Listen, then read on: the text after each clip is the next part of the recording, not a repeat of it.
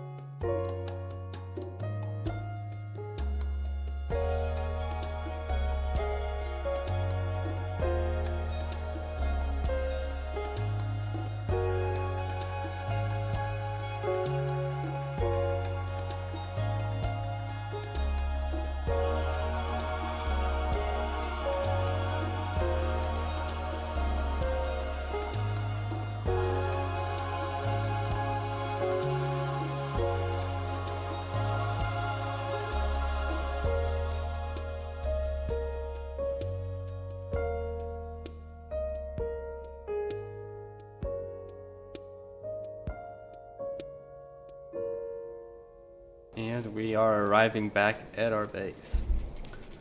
So I've done a full loop on the train. There were a few spots that were missing a rail or a redstone torch, but I have patched those up and we are made a full loop on the train.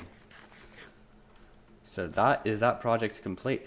So with that done, that is pretty much going to be the end of the episode. But before we end off, I want to head over to Extrenex's base because, as you saw last episode, he has a dining room where he let us all build the thrones at. And I haven't built mine yet, so I figured I can do that now. I'm just not sure what I want to make it look like yet, so I got to go ahead and gather the resources for that.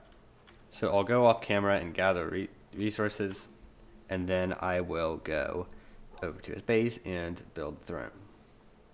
Okie dokie, so I've got my throne built here, and this is kind of once again a thing where I just like I did with my room up there, is I just kind of found blocks laying around in my storage system and built something out of it. And I'm pretty happy with the way it comes out. It looks pretty nice. It has kind of a red and like purple coloring theme to it, like blue, a bit of blue in it too.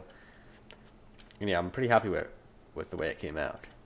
So Extrenex here is just preparing a nice like early Thanksgiving / Halloween feast that we're going to have as part of the finale. But yeah, but of course that is pretty much all I have planned for this episode. So I'm going to go ahead and end the episode here. So of course, thank you very much for watching, and also next episode will probably take a little longer to get out because I have to prepare for it, and since it is the finale episode, it's going to take longer in general. So yeah, make sure to stick around for that. But yeah, I hope you guys did enjoy this episode. Thank you very much for watching, and I will see you in the next one. Goodbye.